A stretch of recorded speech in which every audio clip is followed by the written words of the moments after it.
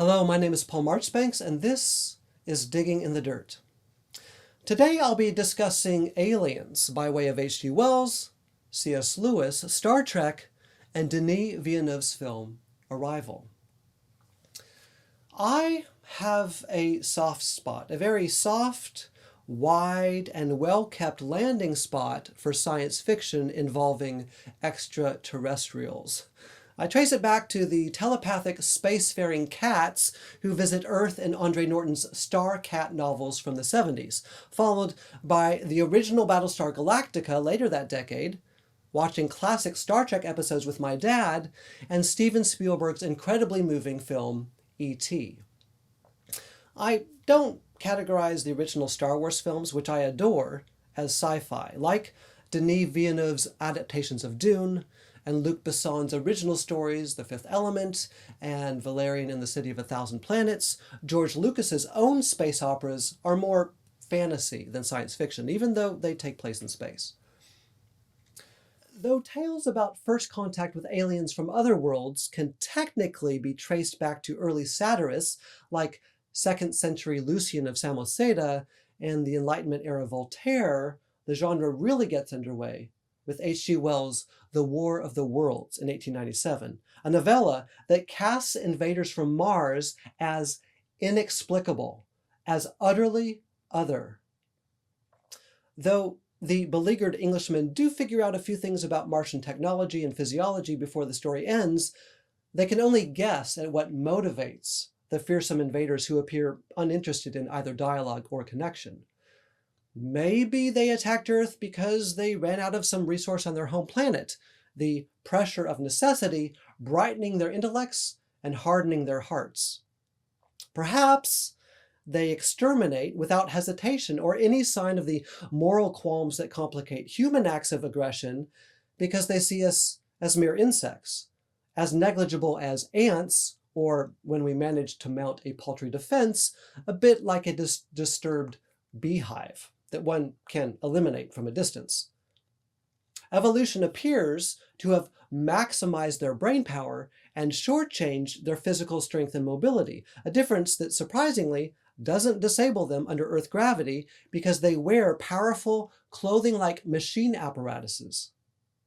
H.G. Wells' narrator later hypothesizes that the apparent absence of extensive musculature means they've little need for sleep, and that their apparent lack of either sexual differences or a recognizable digestive tract might free them from that emotional variability which the narrator believes makes humans much more vulnerable in battle. Though the British military does its best and manages to win one small victory, the Martian incursion quickly and inexorably washes over humanity's ineffective resistance. Just as distressing is the fact that these Martians extract human blood from human bodies and inject it straight into their own vascular system, is the possibility that they might remain opaque to us, that we might fail to understand their actions even after extensive efforts by our greatest scientists, linguists, and cultural anthropologists. Is it possible that life from elsewhere in the universe might share no ethical frame of reference with us whatsoever, and thus remain forever unknowable? The Star Trek universe has effectively dominated public awareness of science fiction, in the States at least, for over half a century, spawning a dozen television series and even more feature films, not to mention video games and hundreds of original novels. Sci-fi devotees may point to the superior achievements of Ursula K. Le Guin, writing duo Daniel Abraham and Ty Frank, or the highly esteemed mid-20th century trio of Isaac Asimov, Arthur C. Clarke, and Robert A. Heinlein. But far more people have seen a Star Trek show or movie than have read a classic sci-fi novel. Star Trek is everywhere, and its influence on our assumptions about extraterrestrial life cannot be overstated.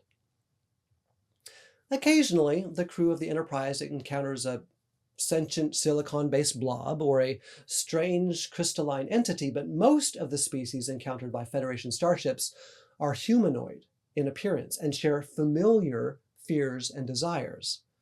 The Vulcans have developed psychological mechanisms and rituals for suppressing emotional impulses that they consider dangerous, unlike the aggressive Romulans, to whom Vulcans are closely related genetically. The deeply religious Bajorans engage in guerrilla warfare against the militant Cardassians, who have long occupied the Bajoran homeworld, and humans, who somehow have managed to eliminate sexism, racism, and poverty from among ourselves, find new enemies among these and other species, including bloodthirsty Klingons and greedy Ferengi. Such alien races serve a kind of allegorical function, like the various personified vices that populate Edmund Spenser's The Faerie Queene or John Bunyan's Pilgrim's Progress. The memorable exceptions among each of these peoples, three-dimensional characters who usually play a central role wherever they appear, only prove the rule. There are only a few species as morally complex as humans in the Star Trek universe. Our own species' fundamental limitations do receive ample attention in a few of my favorite episodes, stories where the current captain of the Enterprise finds himself isolated on a planet with the captain of another starship and race whose language he cannot understand. In both the original series episode Arena and the Next Generation's Darmok, our hero must reassess the verbal and physical cues he traditionally relies on, expanding his mind and burying his prejudices in order to communicate. Captain Kirk and Captain Picard ultimately save the day, not through superior force of arms, but because they each allow their heart and head to work in tandem. This is the sort of linguistic quagmire Denis Villeneuve sets up in the film Arrival, released in 2016. Instead of configuring aliens as overtly hostile, as in Independence Day and Mars Attacks, or introducing benevolent extraterrestrials like the Shapeshifter in Starman and the mechanical duo in Batteries Not Included, Arrival presents strange creatures whose agenda remains a mystery for quite some time. There's no universal translator like those used by Star Trek's Federation to help the two species comprehend one another. Progress towards mutual understanding remains slow and painstaking, and stumbles often over the suspicions of those in the military-industrial complex. In the absence of clear signals about an unknown culture's intents, humanity tends to prepare for hostile action. Our shared history suggests we're far more concerned about imperiling our own well-being than we are interested in the possibility of mutually beneficial alliances. The old adage about shooting first and asking questions later, popularized in the Wild West, still captures the reaction of many in the modern age, including some with the capacity to employ devastating force against any threats, real or imagined. Villeneuve's film, an adaptation of Ted Chiang's novella Story of Your Life, considers humanity's violent impulses, including our tendency to weaponize tools, alongside a number of other important philosophical and sociological issues. Arrival explores the limitations of linear and binary thinking, the ethical complications surrounding modern reproductive decisions, and boldly suggests that there may be beauty in consciously embracing suffering instead of taking dramatic measures to circumvent it. The issue raised that is currently commanding my attention, however, is this question of whether responding to the inexplicable with fear is so hardwired into our self-preservation instincts that to override this inclination requires breaking something fundamental within our psyche. Do we become less human when we choose love and trust instead of giving into fear and anger? Do we hand those who wish us harm the means to destroy us? Or is it possible that allowing ourselves to remain vulnerable by not raising a sword in one hand and a shield in the other enables a form of connection all the stronger for the risks that it entails? In 1 John 4:18, Jesus claims that perfect love casts out fear. Is this An aspiring ideal towards which we should all strive? Or the sort of pipe dream that only comes to fruition in romance films? Before philosopher C.S. Lewis began writing apologetics like the Screwtape Letters, and a full decade before he wrote his first Narnia book, he tried his hand at science fiction. The first book in his space trilogy, Out of the Silent Planet, introduces its interplanetary travelers to 3 different species on the planet Mars. The loathing that blankets our hero's initial impressions of the planet's indigenous populations doesn't last long. Anxiety gives way before growing respect and awe when Ransom learns that the Harassa, Sorns, and Fiffle-Triggy respect one another's bodily and functional differences without competing for dominance.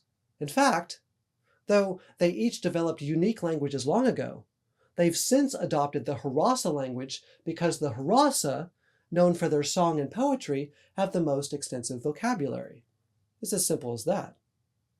And like the Polyarites in Sir Thomas More's Utopia, they only create what resources they need, instead of hoarding, lest some future catastrophe find them unprepared. Fear itself, Ransom learns, has been expunged from the planet. The weakest among them faces death with calm. The thoughts of humans, by contrast, remain, quote, at the mercy of their blood, as one of the Harassa observes. Our anxious, aggressive posture towards the unknown, he suggests, is unnecessary and counterproductive. On Lewis's Mars, as opposed to H.G. Wells' Mars, communion holds more intrinsic value than competition. Knowledge matters more than dominion, and quality of life is more important than its mere extension. What do you think? What are humanity's core distinctive traits? And are we likely to find them reproduced in life from elsewhere in the galaxy? How do you think humans would respond to the appearance of extraterrestrials encountered either on this planet or another? If we do encounter such life someday, do you think it will share our preoccupation with self-preservation, reproduction, and territorial expansion? Or is a spacefaring species more technologically advanced than ourselves likely to be more morally evolved as well?